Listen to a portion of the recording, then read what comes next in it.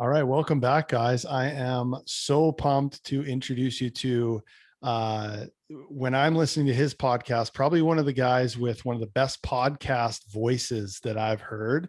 And a guy that when we met up for the first time, of course, via Zoom, became fast friends. So welcome, Mr. Cory Camp. Yeah, man, I'm honored that I have a podcasting voice that it See, you comes across. guys, you guys see what I'm saying? Yeah, exactly. I needed to break out the sexier broadcasting headset this go around. It doesn't work on Zoom as well as the in person, but we'll make Yes, I know. Well, next time when I'm down there, we already talked about this. When I'm down there, we're having beers. We'll have a beer and we'll do a live podcast. Perfect. Okay, I've been I having like the that. best conversations on my show when we intentionally like work out, get all of the awkwardness out, and then like grab a coffee or grab brunch or something, and then come back and mic up afterwards. So And just I think let it flow. exactly. Yes, beautiful. Well, I want to dive into we kind of where we originally connected is we're both like we both played sports at a pretty high level. You competed in swimming at the college level in the States. I competed in hockey at the junior hockey level, the college level up here in Canada. I, without going too far back, we don't need to do a full bio, but what drew you to swimming in the first place? What was it that really kind of got you started there? Oof. It's a good question. So my dad swam in college and he's a summer swim coach, which sounds like, oh, well, duh, Cory's going to get into swimming. It's the family business, so to speak.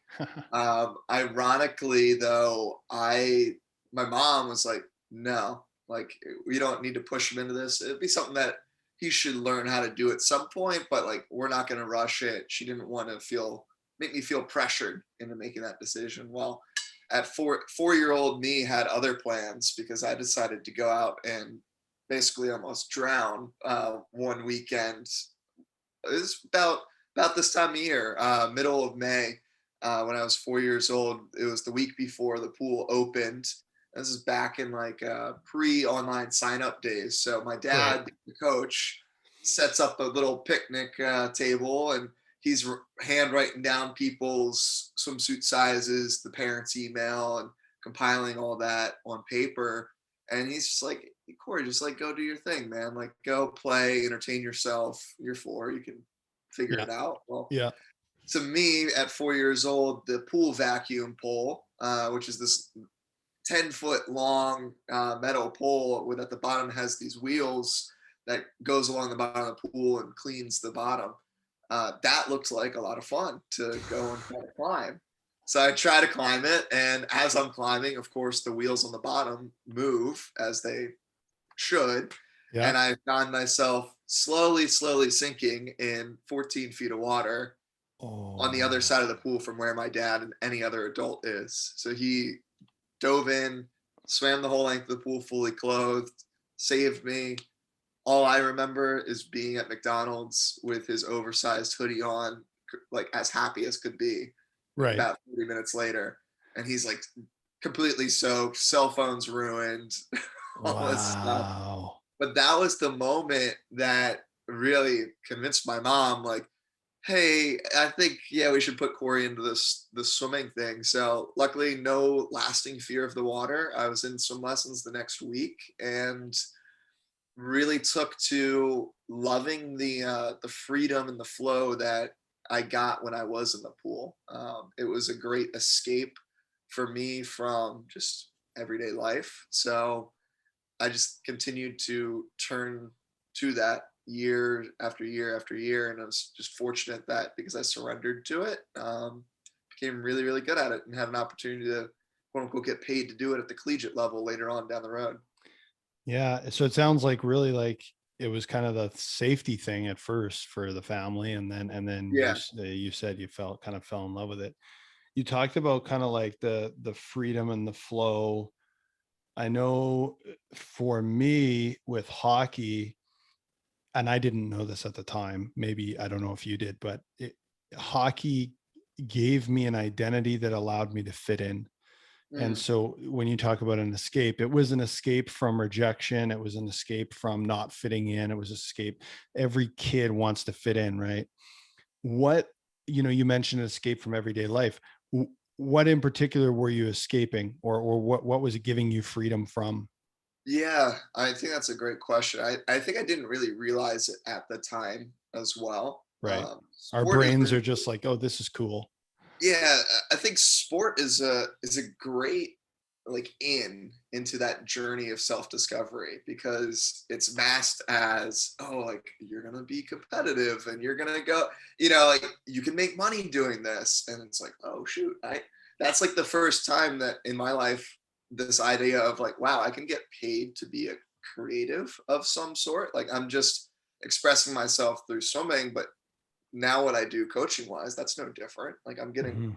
paid to express myself, and now Yeah. people are, you know, hiring me to help them do the same, which is complete bonkers crazy. But I think to answer your question as far as like what I was escaping, I think it was just escaping those social pressures of like you had to be doing this by a certain age. It was just this opportunity of you could go there, and I was surrounded with people that were like-minded.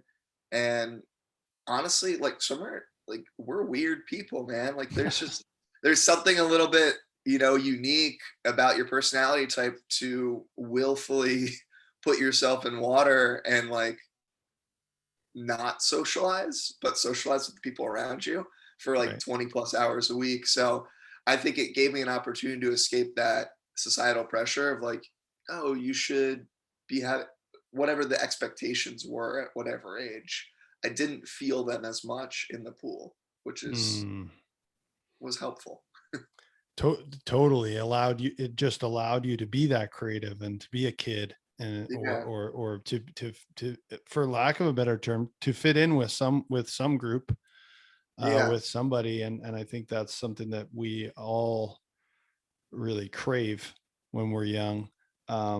And not to mention the fact that, yeah, okay, the bonus is, oh yeah, I get the opportunity to maybe make money doing this, or maybe, like you said, make money in the terms of like, if you're getting paid to go to school, you're making money, especially in the States. Yeah. So what's the moment where, or maybe it's not a moment, but when was it, if you can remember, where you were like, oh shit, like I could actually, this could be more than just freedom, more than just swimming or an activity. Yeah. Um, I think it really came my freshman year of high school. So I grew up on a club team down here in the States called RMSC, and they're a phenomenal storied program. They were producing Olympians, left and right. It was tough, man. The group that I was training with, I was by far not by far the worst, but I was kind of in the middle of the pack. And it wasn't until high school where I finally started to beat my friends on my team. And I was like, oh shoot, this is pretty cool.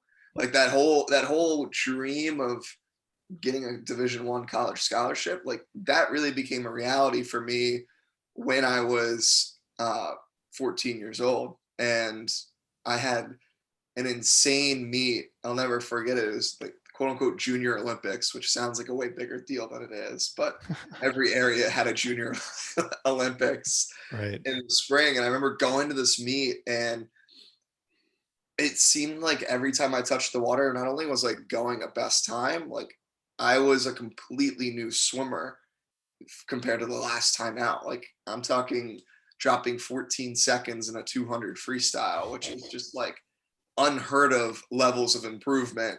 I dropped a full minute in like 20 seconds in my mile time.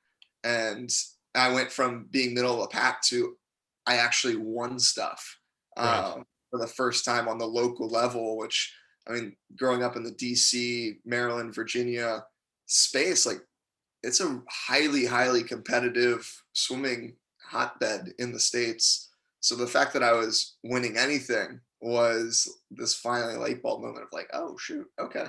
Like there might be room for me to make it, so to speak, at some point. Mm. That's a hell of a feeling. And I've had that too, where like you go from, for me, it was like you go from, there's like 20 goalie. I was a goalie. So you go for, there's like 20 goalies at tryouts and there's two spots on the team and you're like panicking.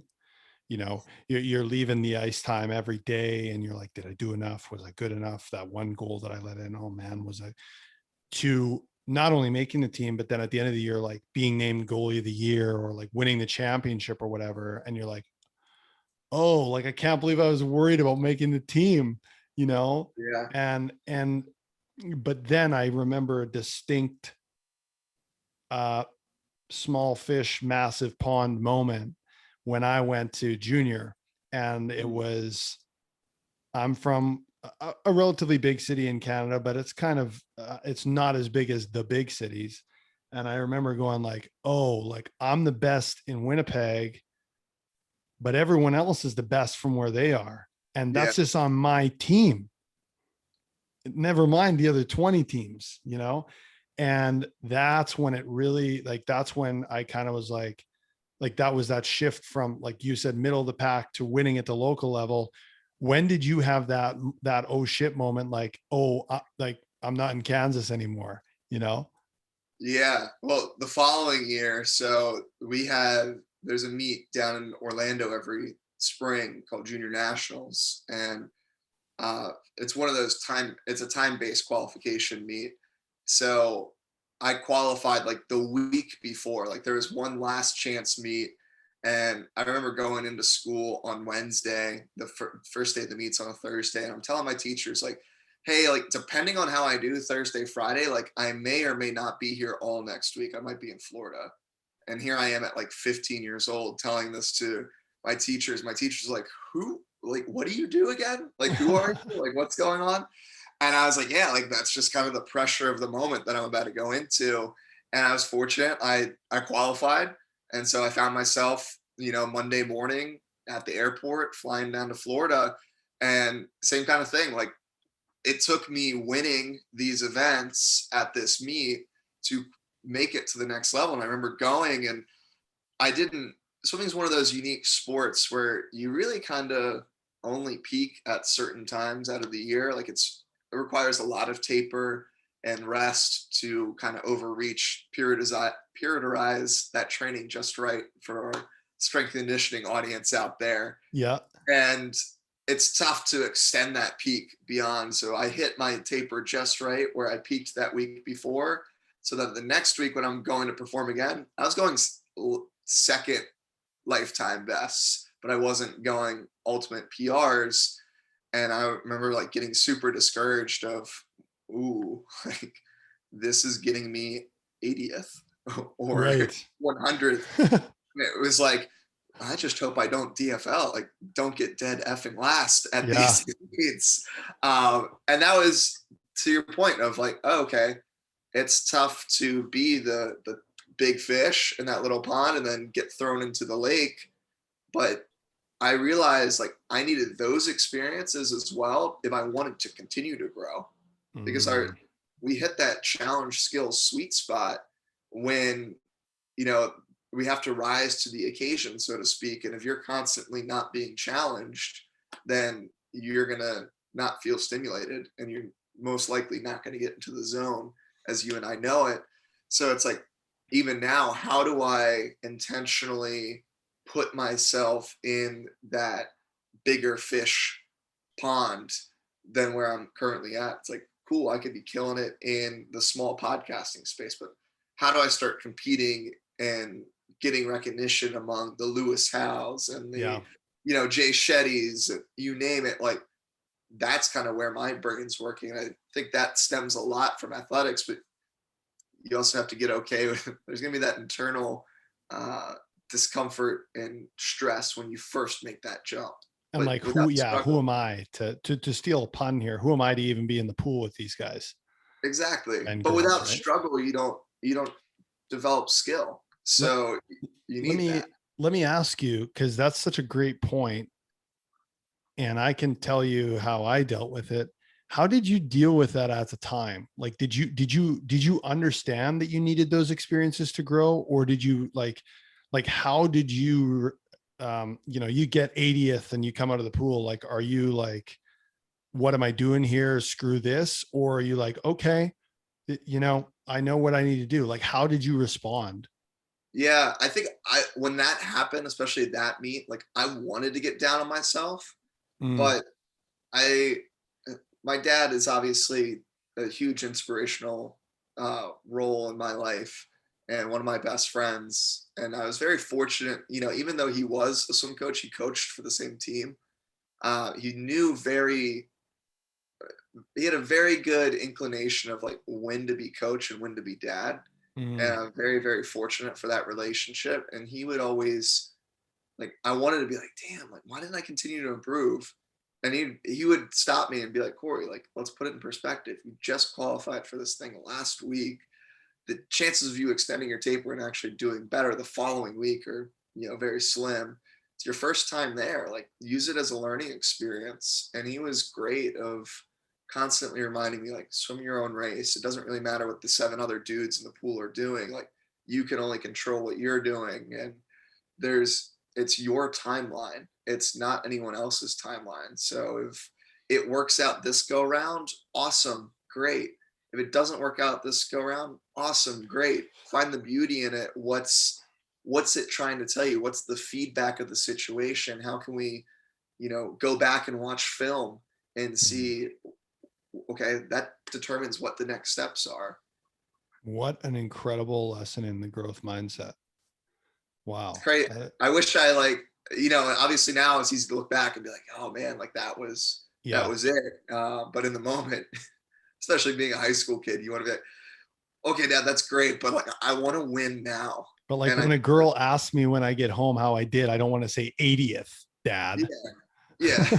Like, come on, man. Like I got to put something on my MySpace status here that's a little bit better than that. Like, what's going on? People don't want to see 80th place at junior nationals on your MySpace.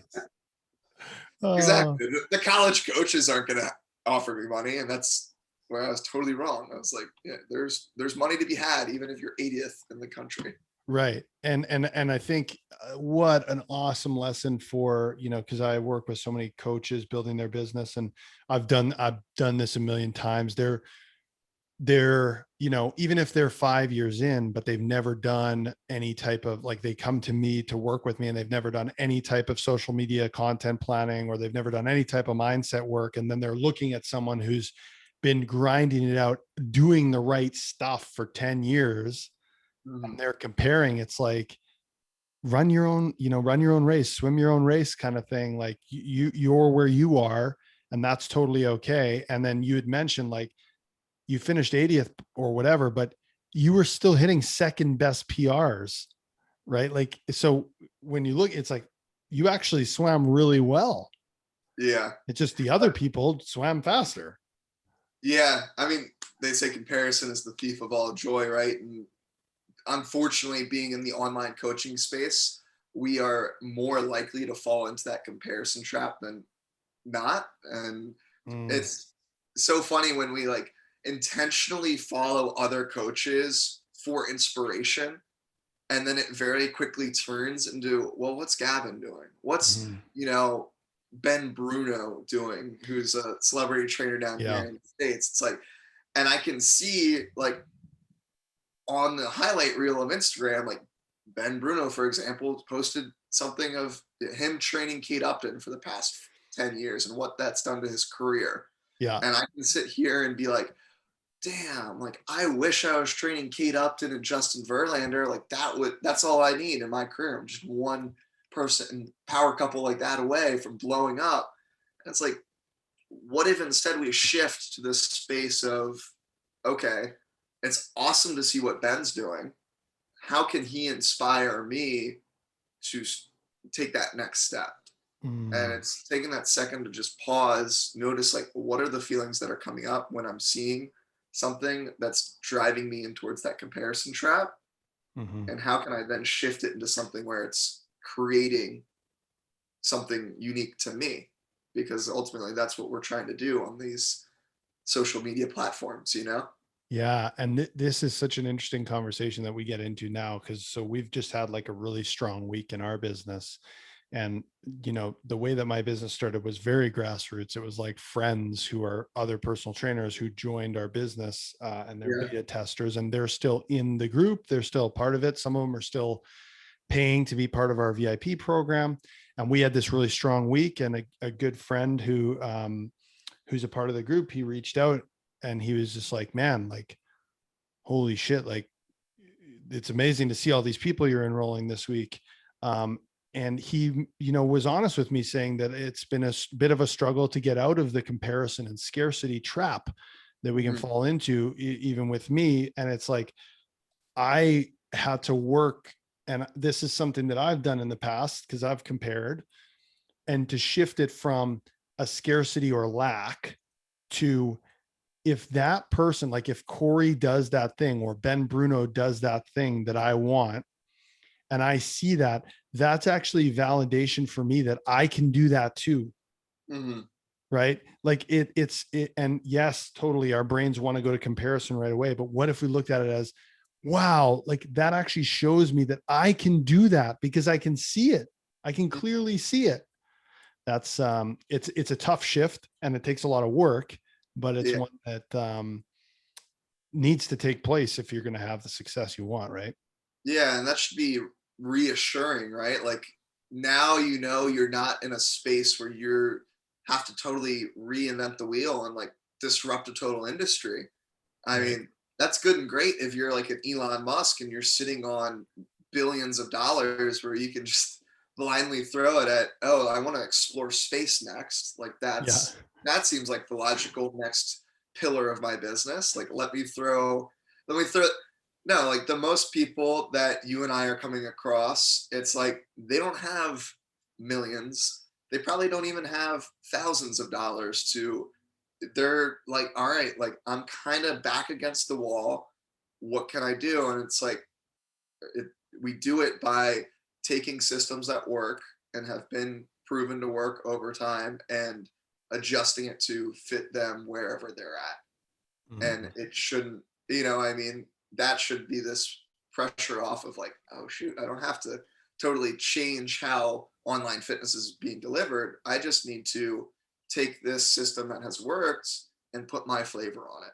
I'm not Yeah. starting a new meal. I'm just adding a spice here or there that's going to make it unique to my flavor. Yes. I love that, actually. Like, it's you can be the chef, you can take a recipe and just make it your own. That's a really good way to put it. And I think it's such a good lesson that, you learned early. And I think what's important too to think about and to reframe for people is that if Cory hadn't have gone to this national meet and finished in the bottom half and struggled, he may not have learned that lesson as early as he did. Mm-hmm. And that's where I say to people, like, my number one mentor ever, and I did not understand it at the time. I was like, you're a psychopath, what are you doing? He was like, I literally try and fail as fast as I can because that's what's going to teach me where to go Yeah. next. Right. Like, just fail.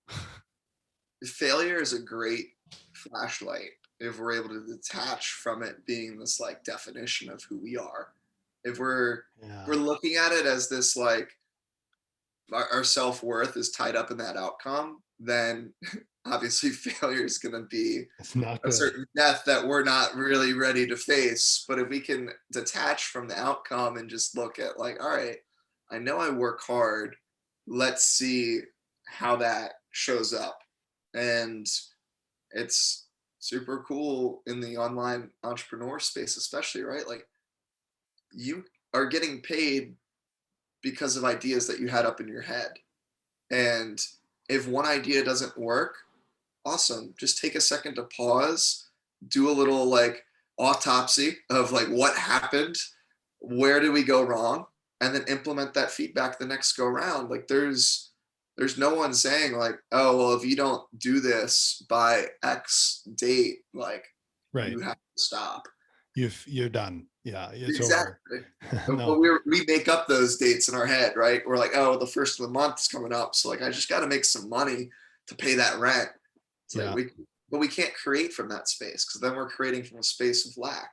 So we have to be able to shift into that space of abundance of like, well, I already have everything. It's all because right. It's all within me. exactly. And Yeah. that's contagious energy too, right? Like when we are able to truly embody that and then show up as that in the world, people want to be around us, and they're way more likely to quote unquote enroll in our vision, which is exactly what we do on discovery calls or sales calls. You know what I mean? And that's the, I love that we've gone here. I didn't expect that we would from a 14-year-old swimming story, but that's the like so many people, they'll send in their sales calls or their discovery calls or whatever you want to call them, and they did everything right from a logistical script standpoint. They asked the questions, they did the pitch, it's all that. But what they don't understand is the one thing that they didn't do right is the one thing that like you can't measure.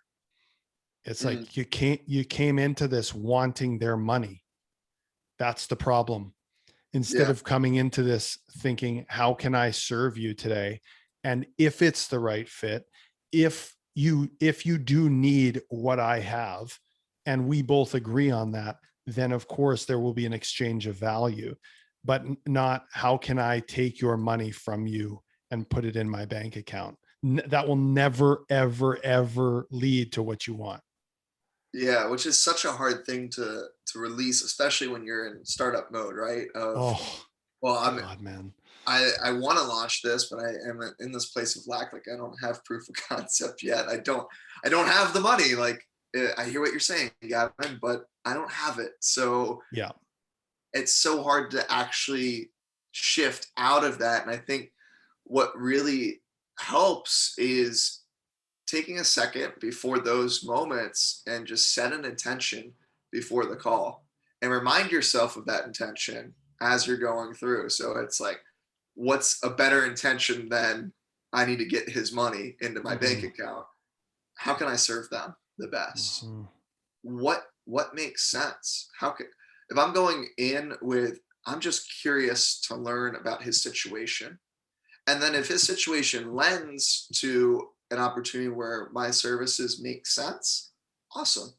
If they don't, awesome. I walked away from a 20, 30-minute conversation having another supporter, someone Yeah. that sees my vision, and whether they are, because everyone we speak to, we're enrolling in our vision. It just looks a little bit different of, well, are they going to buy my services or are they going to refer?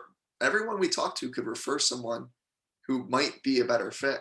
So instead of going to every call, how can I convert that one person? It's like, how can I just be of service to them, to your point? But it starts with setting that intention ahead of time. Because if we don't, then it's easier to be that creepy guy at the bar and be like, well, I just got, like I just need to buy enough drinks and then, hope that we close the deal. Hope That's that not what you're one is like, yeah, sure. Yeah, exactly. And yeah, you might get, if you go through business like that, like you might get one flash in the pan, one night stand here and there, and awesome, great. Is that fulfilling for your business? Like it would be fulfilling for your dating life? Probably not. Probably not. Exactly. Yeah. And just like, oh, what an awesome reframe. I love that we got there from someone who is in the fitness space, right? Because any business coach can say this to someone who's in the fitness space and they will be like, yeah, but you're a business coach. You're not Yeah. a fitness coach, right? And I can say till I'm blue in the face that I was a fitness coach and that I used this stuff when I was a fitness coach, but it's still, coming from someone who is in it right now is such a good lesson and such a great reminder. I'm sure that's been said on this podcast before, but it's so great to hear it in those terms. I want to move forward on your journey, and there will probably be more lessons like this. Um, I'm just curious around the college space. So, let's fast forward a little bit to you get the scholarship that you've been Mm. dreaming of. First of all, how did that feel? Getting the scholarship. So I have to backtrack you just a little bit to paint the picture here. So Please. the way recruiting works here in the States for swimming, at least, it's that June 1st date of going into your senior year of high school when college coaches can start reaching out to you. So that date comes. I set my alarm super early. I'm like, I can't wait for these. So you're working for years and years for this moment to come, right? And I got nothing. I got like one Oh, D3 school that sent me, yes. like I called me, love this. and I was like, but you're not D1. Like you're not what I'm looking for. So I doubled down on work ethic, and I had a better fall or summer meet a month or two later, and that like started to get some more interest. I started to take more of a proactive approach of reaching out to schools like a Cal Poly or East Carolina, Arizona State, Delaware. I actually reached out to as well. They didn't come to me. I went to them. And as I'm going through this process, one Saturday morning, I'm swimming some sprints towards the end of practice. And I remember popping out on the bulkhead, which divides the deep end and the shallow end. It's about maybe 3 feet wide and stretches the whole pool. I pop out and I notice my heart rate's racing. I'm starting to lose vision. I feel off. And I was like, all right, I didn't think much of it. So I just decided to try to walk to the side of the pool. And as I'm walking, it gets worse and worse. I completely go blind for a second and I face plant onto the Whoa. deck. And I come to immediately and I'm like, quote unquote, fine. I was like, that was super weird. I like tell my coach, tell my dad, we go to the ER, like, let's figure this thing out. And they ran all these tests. They couldn't find anything. They just told me it was a freak accident. I was like, okay, 17 years old, like, all right, like, well, skeptical of that, but all right. And it kept happening as this recruiting process is unfolding. So as I'm dealing with trying to woo and impress college coaches, I'm dealing with this now this unknown health condition of mine that I'm seeing the top cardiologists all around the DC area, and I'm getting mixed opinions. One guy is telling me I just need to go on medication and just give up swimming, which you and I know, like if someone told you to give up hockey, you'd be like, all right, dude, kick rocks. Like Yeah. that far shot, like that's just not happening. And even my mom was like, yeah, let's not take that option. I got mom on my side here. Yeah. Keep swimming. We're set. So I just kept leaning into the unknown. Delaware was the only team actually that I fully disclosed like what I was going on with at the time. And I was like, hey, look, like, just so you know, I kind of pass out at practice like twice a month. I hope that's cool. And they're like, we'll figure this out together. And I was like, yes, that's exactly what I needed to hear at 17 years old. So signed a national letter of intent, went there. And I did not get any faster my senior year of high school as I'm navigating the unknown of this health condition happening more and more, luckily only in practice. And I go to Delaware and it was like the best thing possible for me, like intentionally shaking up my environment there. I had the coach that recruited me ended up taking another job. And at first I was like, dang it. Like I came here to swim for that guy. Now he's not here. And I couldn't be more thankful that that was the case, because the guy that replaced him became such a pivotal figure in my swimming career and just development. He knew exactly what buttons to push and like when to push them, and ended up another one of those instances like when I was 14 where every time I hit the water, just like loads of time dropped off of my lifetime best. And I ended up becoming Delaware's first ever rookie swimmer of the year for the conference that year. And the irony of that is that I had a heart episode, as we started to call them, about a month beforehand, went to the team doc, and he said, if this happens again, I'm not clearing you to swim the meet. And of course, I found out later that these would happen under periods of high stress when cortisol was through the roof and I wasn't managing my stress properly. So because obviously being told, hey, like you're not going to go to the one meet you trained for all year, I had another episode 2 days later. Yeah. And Stress. my coach and I lock eyes as this is happening. And he goes, are you good? And I just look at him and nod my head. And he goes, is it happening? And I just shake my head like, nope, we're good, man. And he was like, all right. It was this unspoken bond of like, I'm not going to tell if you won't tell. Right.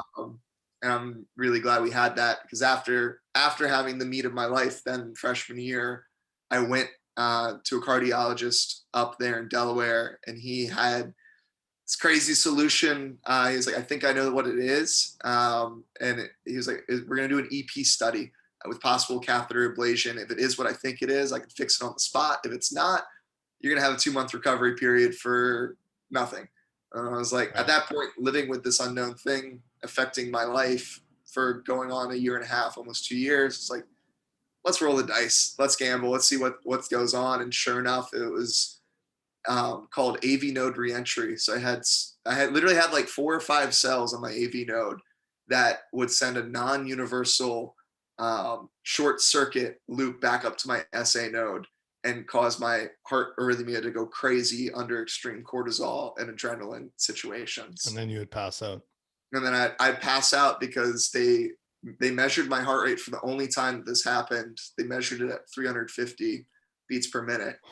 And I was like, yeah, no wonder when people, and I had these going on, like coaches would say, yeah, we could like see your heart beating through your chest. And I'm like, oh, that makes sense. Like 350. Yeah, that checks out. And you're like an 18-year-old kid who's a swimmer, who's obviously very lean. That heart is going to be, wow. Yeah. Dude, talk about a wild experience, like going to cardiologist offices like once a month as a 17 and 18-year-old, and like being put on the stress like a stress test treadmill. And those, it's hilarious because I was in really peak physical cardiovascular conditioning. Yeah. And they're having me run on like 15 incline at like 8 speed, and I'm just crushing it. Yeah. And they're like, we can't go faster. We don't know. They were like, yeah, we don't train, like we don't test athletes here. We test 80-year-old geriatric patients. People who have had heart attacks, who are overweight, like they're walking on the treadmill. Exactly. So it was really quite comical now I think back to it. And I'm like, man, they probably thought that I was there like escorting my parents to go. Right. And then you walk into the office. I was doing all the paperwork and stuff. Man. Well, I'm super glad that I mean, first of all, that got sorted out, but there's so many little nuggets in there. And I think the first one that I pulled out was, so just to be clear, you proactively reached out to Delaware and got the scholarship based on you saying, sending a video or saying something like, hey, I want to come to your school. Is that right? Yeah. I went to East Carolina on an official recruiting trip a few weeks prior to visiting Delaware, and I was completely sold. That was the first college recruiting experience that I had. I was like, just light bulb moment of like, oh my God, this is crazy. I want to go here. My mom, again, always the voice of reason, came in and was like, Cory, a decision is made off of 2 choices, not just seeing one thing. I was like, Mom, like, you're ruining my fun here. I just want to go to East Carolina. Mama Camp with the huge lesson. I just reached out to a buddy of mine, ironically, who I live with now in California. And I was like, hey, my mom's making me go visit a second school. You got any recruiting trips coming up that I can like tag along? He goes, I'm going to Delaware in 2 weeks. You should check it out. So I shot Delaware an email, and they were like, we didn't think you'd be interested, but yeah, we'd have you. Sure.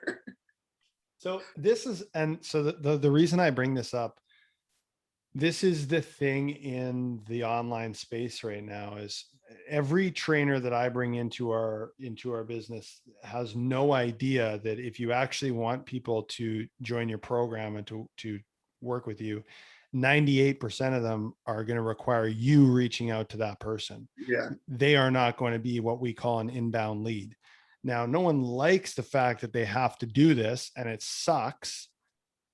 And one of the lessons that I've taught is that it's not always necessarily that conversation or the 5 conversations that you start, but the act of proactively going out and saying, I'm going to do this thing that I don't want to do because of my intention of growing my business and helping more people, that brings the universe full circle to, and you talk about surrender, which I want to dig into, and you surrender to how it's going to happen or how you're going to reach your goal.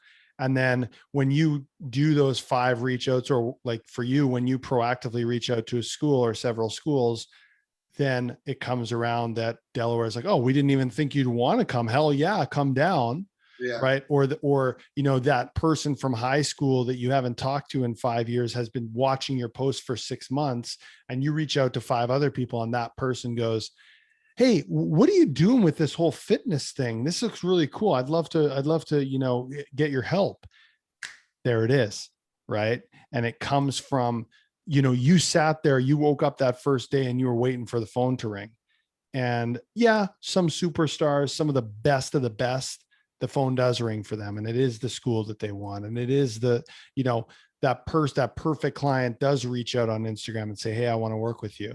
But the majority of the time, 98% of the time, it's you doing the work and pounding the pavement and grinding it out. And then an opportunity arising. And that's the universe saying, yeah, like you had to do some work for this, you know? Does that make sense? Absolutely. There's a difference between wishing for it to happen and actually working for it to Mm, happen. And I think we can tend to, especially in like the quote unquote spiritual space, right? When we're like, oh, I manifested all my clients. It's like, okay, cool. Like you set intentions, but what did you do with those intent? Like, how did you follow through on those intentions? To your yeah. point, yeah, like when we are those bigger name people, like coming back to like a Ben Bruno, like, yeah, I'm sure Ben now at his point in business, like doesn't really have to outbound lead people because he's done such a great job of organically training the people that he did have, and now they've become spokesperson people for him. But at Mm-hmm. some point, like even he had to go out and say, hey, look, like this is my value add, this is what I do, like let me enroll you into my vision, whatever that may look like.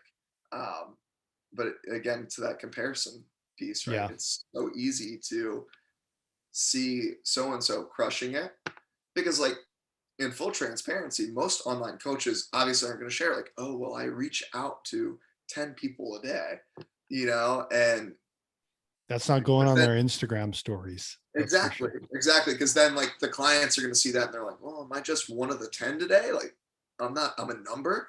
And Yeah. that's a mistake that a lot of people make when they start to set the intention of like, I'm going to reach out to 10 or 15 or 20 people today. It's this possible new leads. It lends itself to attaching them to that number, attaching them to like a dollar sign, to our point earlier, instead of viewing them as a human.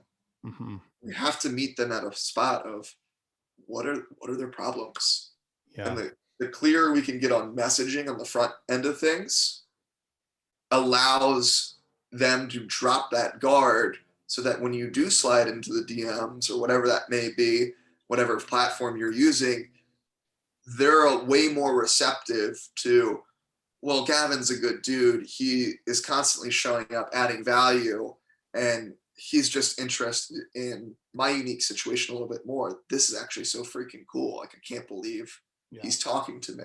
You know what I mean? Exactly. And that's when you know you're in a good space instead of, I have no idea what my messaging is. I'm just going to rant. Like, we all get those videos, right? Now, I hate now that they're videos. It's like, hey brother, like would love to have you join my mastermind of, and you're like, is the dude reading off a script right behind him? Like what's going on? It's not Yeah. authentic, it's not genuine, and you have no idea who he is, so you just leave. I i close those videos and I just feel gross and like violated afterwards. I'm like, that's not the Yes. feeling we want to leave a new lead quote unquote with. It's a new Yeah. person or new human that we just connected with. How can we help serve them? Yeah. And it comes back to that again, right? Is like treat them like humans and come back to service. Is like the best way that you can serve that person is not by just sending a spray and pray video and hoping that your script will check out. You know, it is who is this person? Let's put in some sweat equity. Let's do some work. And like you said, um, you know, let's be proactive. Like it is okay to be proactive. Like Yeah. Delaware didn't say to you, you're reaching out to us, you must be a real desperate piece of shit, you know. No, they said like, oh wow, okay, this is awesome, like you've been putting in all this action and doing all this, and you've shown us that you're good. We didn't even think you'd be interested. This is amazing. Let's do the visit and let's see if it works. Yeah. right? You're putting yourself in the ring. You're giving yourself an opportunity to have a conversation and to at least see. Yeah, and to that point, like I saw my value add to Delaware. My mile time, which was my best event, ironically, was the exact to the 100th of a second time as the school record that had been there for 30 plus years. So Wow. my leverage to them was like, hey, look, your program in the distance category has not gotten better in 30 years. If you want to change something about that, here I am. Like I'll come overhaul it. And sure enough, because I saw the value that I could add to them, and I showed it in a way that it just was a logical, like, oh yeah, that makes total sense. We Uh, don't care that you haven't improved in the past year. Like we care that you're going to come in and totally overhaul our culture. And that's how I was able to blink at the end of my career. I ended up setting like 7 school records by the time it was all said and done. and being the rookie of the year after essentially having to reach out to them. It wasn't like you were a Yeah, blue chip prospect stud coming in, right? yeah, Oh, that's exactly. so cool. I love that. I love It's wild. I stories like never that. really thought about the value add though until this conversation. So I appreciate you You're leading us welcome. You're welcome. And another great opportunity to teach in the business space. It just made sense for both sides. It there. Yeah, just and made sense. if I tried to do the same thing to a Stanford or a Cal or Texas, which are like the top schools, I probably would have been met with this more like, all right, dude, like beat it. We don't really Right. need you.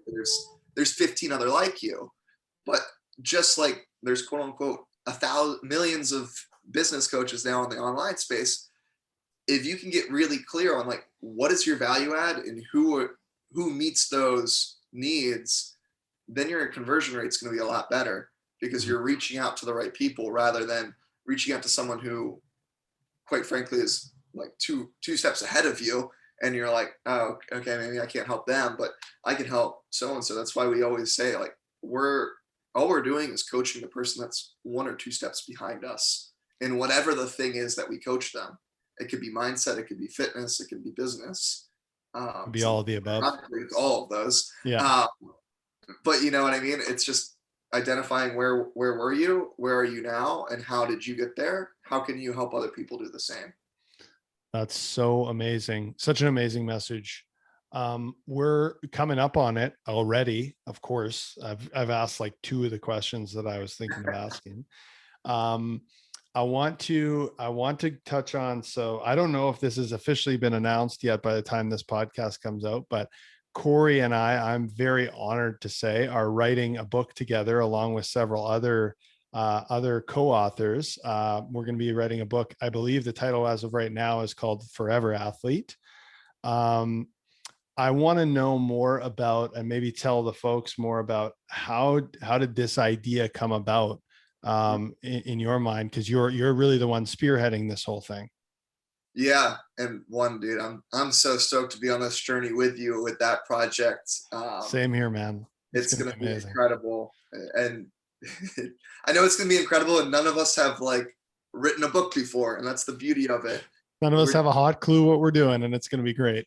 yeah, and that's some of the best things come because of that, right? We just have a little bit of guidance, and it allows flow to happen. So, how this project came about is the more and more I sat with who am I beyond sport when swimming ended. For all the successes that I had in the sport, my last ever race was slower than I was in high school.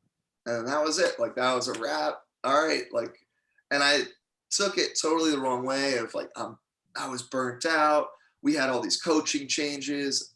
I didn't take ownership of it for the longest time. And it wasn't until I started to take ownership of that and take ownership of my life in the process.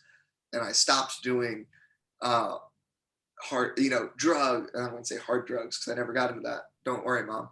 If you're listening, it's like I stopped doing the drugs. I stopped drinking heavily. I stopped involving myself in the wrong crowds.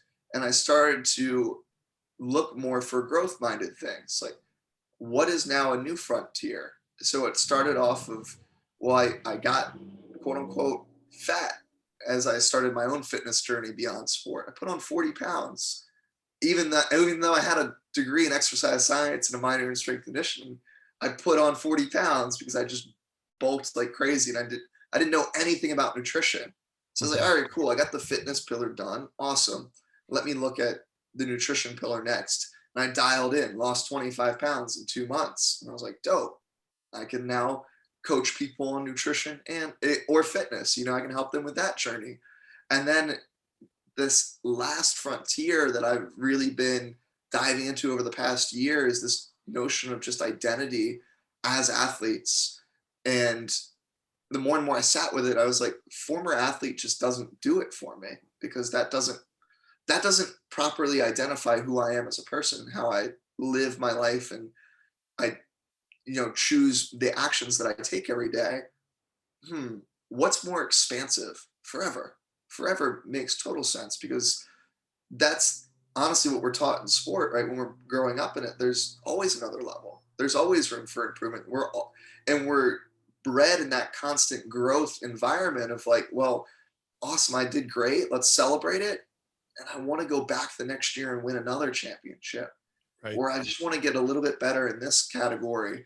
And I think Forever Athlete really embodies this moving forward mentality of how can we grow? And the fact that it's a co-authored book is no mistake, because I think we grow further when we're together on one team. And ultimately, all of us here on this earth are one team.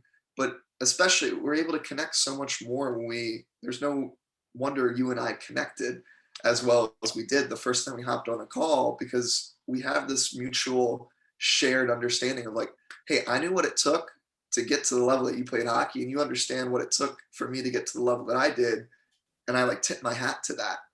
And we're able to put like, I'm not going to judge you by any means. I'm here to listen to who you are and hear how I can support and go from there. That's so beautifully said. So beautifully said, man.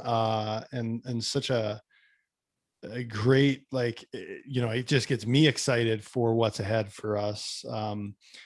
And I feel like there's so much value in sharing your story. And I think that was a big fight for me. It's like, well, I don't have a name. I never made it. Why do people give a shit about my story?